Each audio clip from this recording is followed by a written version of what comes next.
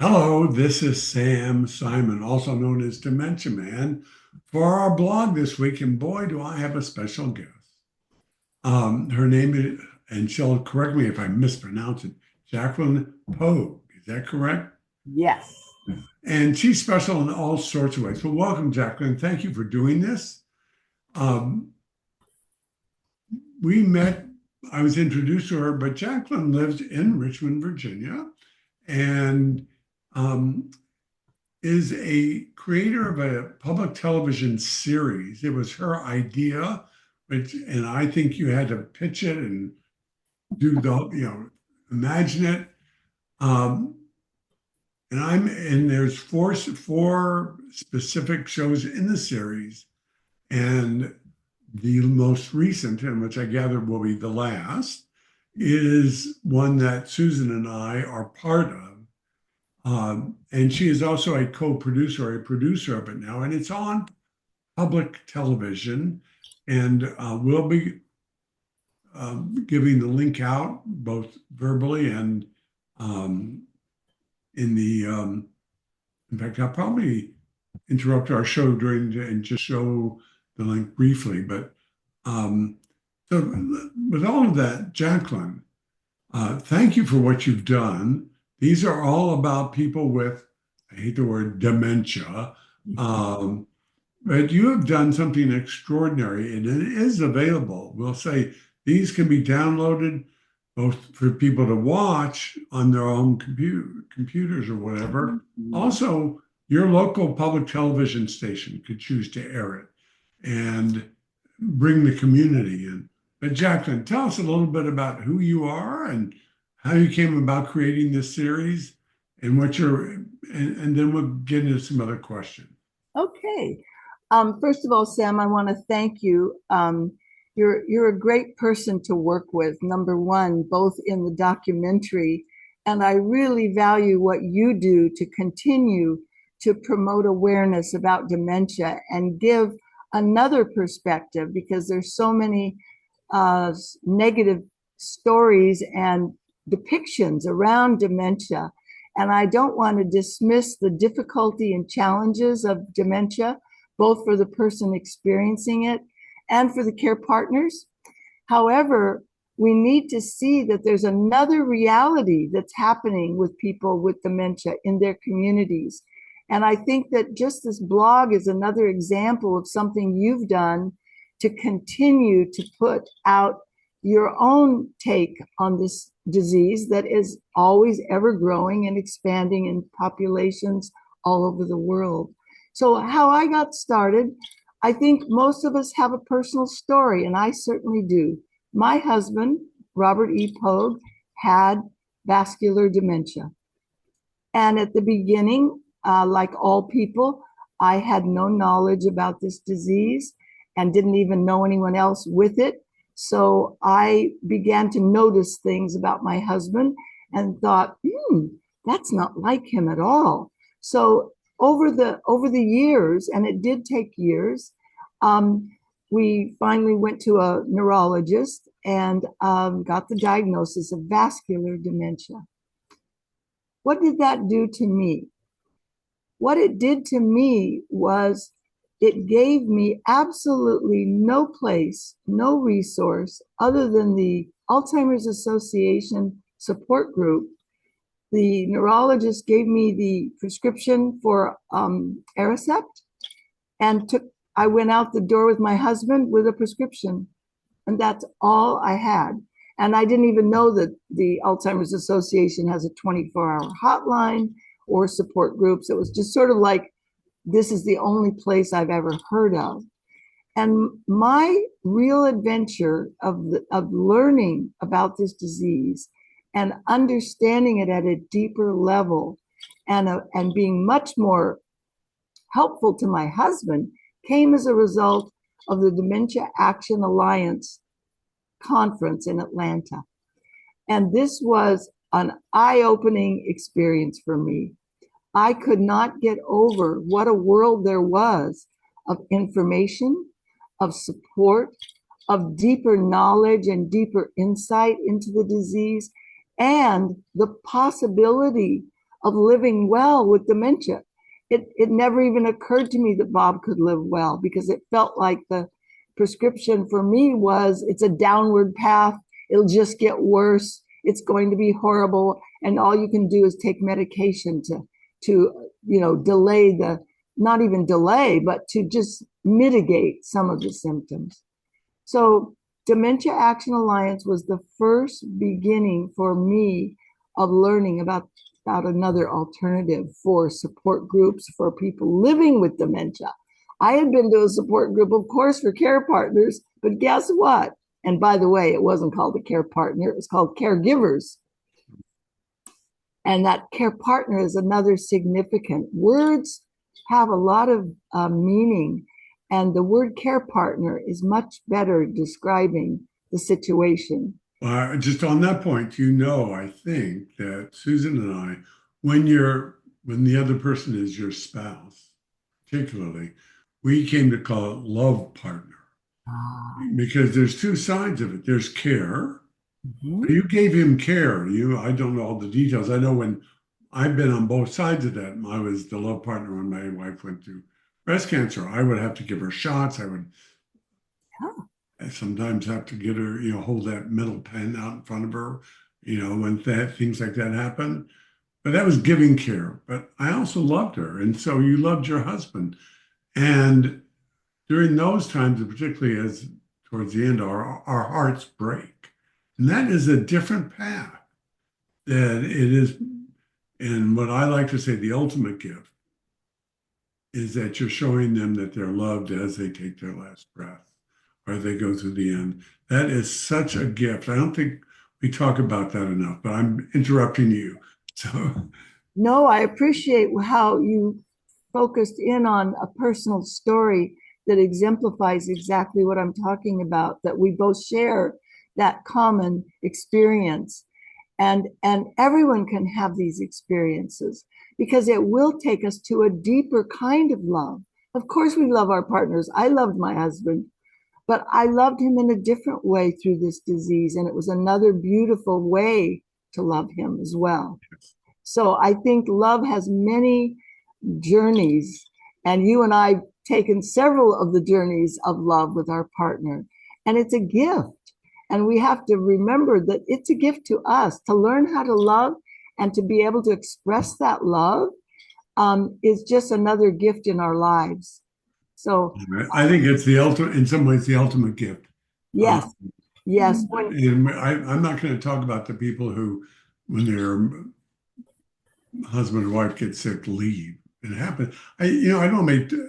I can be judgmental about it on one level. On the other hand, it is a challenging journey. I mean, we need to know that. And I have learned, my wife had breast cancer, but I believe in the care partnering, the love partnering through cognitive decline. When the person changes, is different and harder in many ways, because I don't know if it was your case, but they become someone else. They're not that original person.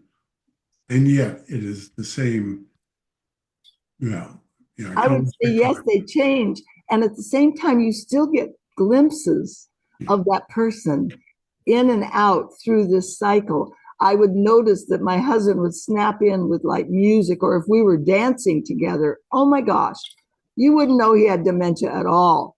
I mean, it was like, so there were these experiences that we could still share, that brought us right back to the same old us. And then there was the new us. And so it was another dimension of our relationship added, but it never went away. Right. The underlying love was always there.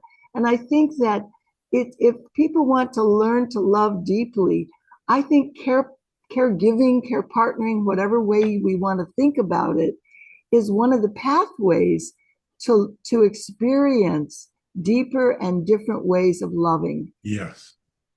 So that was a real adventure for me. And then I got so upset about how this information about a new way to think about the disease, to be with the disease, to treat the disease.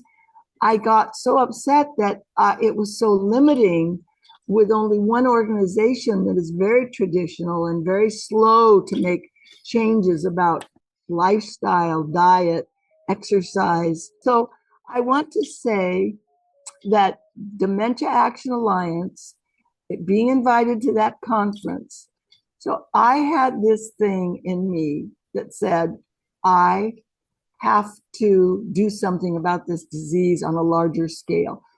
So I cannot believe that I had the courage or the chutzpah, I'm not sure the right word, to, no background in filmmaking, no background in television. Like I said, I've been a university teacher, I've been a psychotherapist, I've been an organizational consultant, all kinds of roles in my life, never anything to do with media. And I proposed 4 documentaries on different topics, from the caregiver's point of view to what you could do to help yourself, to prevent it even, or to help alleviate some of the symptoms and the issues, to what you can do to live well, and how to find a great facility, because that's the other issue. Yeah. If a time comes when a person needs to go into another home outside of your own home, then looking for clues, because all the pretty buildings and architecture will never give your loved one comfort and professional care if the staff is not in enough numbers in the staff, a ratio, and the quality of training of a staff. It is critical. So I made 4, the bottom line is, I can't believe it, but they said yes. And my favorite producer, director from Virginia Public Media, our local public television station, Mason Mills, also agreed to work with me on the documentaries. And he and I worked together on the first 3. Okay, just to be clear, because you actually didn't say it out loud, that you decided to pitch to the local public television station to do television shows about the topics you just mentioned. Thank you. And so they said yes. I know. I took my idea to the local public television station, VPM, in Richmond, Virginia. They said yes.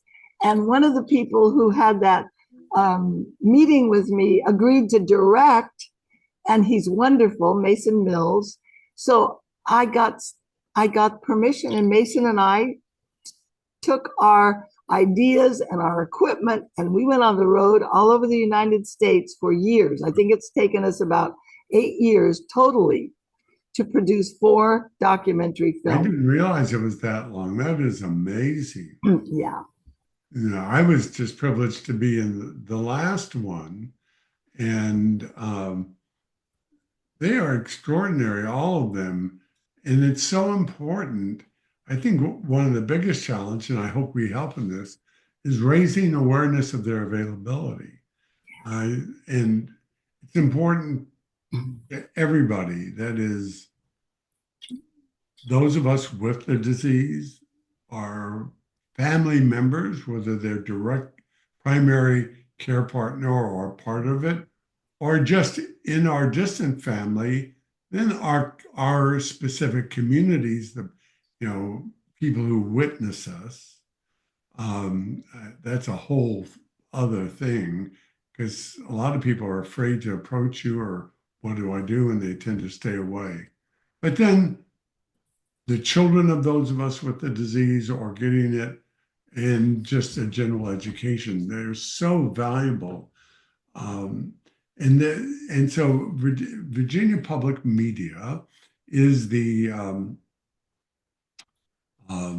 station, but they're on the website. The full shows are on Virginia Public Media's website. They're on vpm.org/dementia series. You can watch all 4 of them. They're also on YouTube. So my friends in Europe are watching them on YouTube.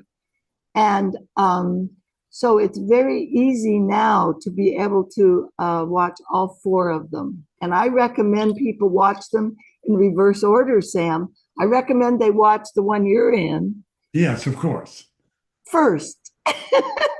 and and because it gives that personal, your contribution to the film is very beautiful, because it also gives that the personal stories of several couples are that are in the film. And then then the next one after that, if you watch them in reverse order, is what you can do to either prevent it, slow it down, or understand it more easily to have a better health in general with dementia, because many of us, we all at certain ages are having health issues about something else anyway. So watching it in reverse order, and then the caregiving partnership issue, and then the first one is about the caregiving. But like I said, finding a facility, I really highly recommend that one if a person is in that stage. So depending on what stage you're in this journey, you might watch them in your own order of selection. But if you're just watching as a curiosity, I say start with the last one and go backward and watch them. Now, I'm going to try real briefly to see if I'm successful in sharing at least the picture of it. And I think I've got that on site, and I'm going to make it full. And this is just a picture and a video of the most recent one. And if people notice it as they watch us, that's me on stage as Yes. Dementia Man. You filmed a full version of the play, and I don't have it yet. Of course, this whole show, it's an hour, it's 57 minutes and 55 seconds. I encourage people for my end, it's I think at 54:17, and you'll see us. I'm going to stop sharing because I'm not going to run it there. So we're back, but they could see that, and it is at VPM Virginia Public Media .org /dementia series, and And Sam, I don't know if you know this, but your play, which I totally enjoyed, being there and watching with your wife. It was so lovely to see the whole play in person. But I want you to know that under PBS standards, it's typically all over the United States, you have to come in with 57 minutes, because they always have the little ads before and after, so you don't have to have commercial breaks. So I thought, how perfect your play was timing wise for someone to watch the whole thing. Yeah, exactly. We should have them do the whole play. Well, anyway, get it on PBS. Yes. Yeah, that's your job now, Sam. I also want to acknowledge that you have personally helped produce, co-produced it, or produced it, and that's significant financial contributions. So your generosity and determination, I hope you know, is helping many, many lives. And I really want to thank you and feature you and urge people not only to go watch it themselves, but this is distributed via PBS as well, and their local station can be in touch with Virginia Public Media and American Public Media, I think it is, and get rights for them to air it in your community. Right. And it is really important, and I hope I appreciate so much your work, and you and I are looking to do some things together too. You're going to try to get it aired again in Richmond, and we're going to go down, and then we're going to try to make sure I get. And I'm working on Richmond, by the way. It's something, I've got working with some of the people on the Alzheimer's Commission of the Commonwealth of Virginia, working together. Yes, George Worthington. Yes. Well, so this is again to people who may be listening to the blog. There are government agencies, they're local, but most states have an Alzheimer's, within the Department of Aging, an Alzheimer's division that can, whether it's Alzheimer's or other cognitive impairments or dementia, that work with resources and programs. And I say that in part, and I think you know this, one of the biggest issues is there's so much misinformation out there. Yes. And there are those that they're, everything from, when I was first diagnosed, what do? You go on Dr. Google and you look up. Well, there was this woman said, my husband had dementia and I made my soup and he was well. For 1995, you can get my soup. Well, I'm Yeah. smart enough not to do that. But if she's still on, people are doing that. And then there are even others. I just saw an ad on Facebook. Yeah, they're constantly putting out information, and some of it may be appropriate and good, but you really have to sift through on the internet about being discriminating. But the first thing I would say is the thing that I walked away with after the 4 documentaries is what I'm most impressed with is the online Zoom support groups done by groups like Dementia Action Alliance, which is DAA now, and then there's Dementia Minds, another beautiful support group for people living with dementia. You can have a support group for the people living with dementia. You have support groups for people who are family members and support and care partners. And you have doctors with dementia. You have Black Dementia Minds. You've got so many support. You got the guys. There's another all guy group for living well with dementia. In other words, there are so many support groups within, and Reimagining Dementia is another fantastic organization with Zoom support free. You can dementia friendly. So our story was we were looking, Susan and I, and we couldn't. We live in McLean, Virginia. Our support group every Friday is Dementia Friendly Nevada. And a lookout thing is that a lot of local support groups are hosted by senior living facilities, mainly as a marketing effort.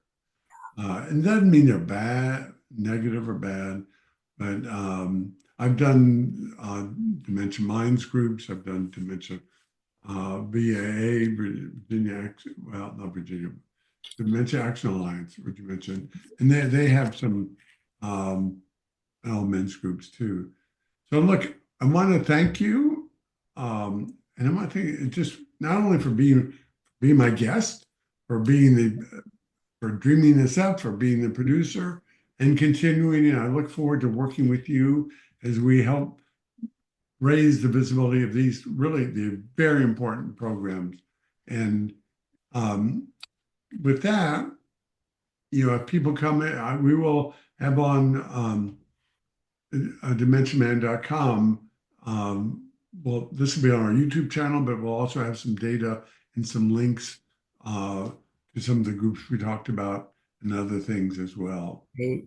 So, all right. Thank you so much, Sam, and thanks for the work you continue to do. And I loved your play, and people will love your play. And I think that media is one of the ways that we can get the word out globally. So these people can join Zoom groups no matter where they live. And most of them are actually free, which is another huge difference in the economy of the world right now. Makes all the difference when people can access these without having to pay money. So Absolutely. Thank you again for your good work. I love you. And your wife is a wonderful human being as well. Both of you, I send you my love. And thank you again for being willing to participate in the film interviews. And then let's go with your Dementia Man play. Okay. Bye-bye. Bye.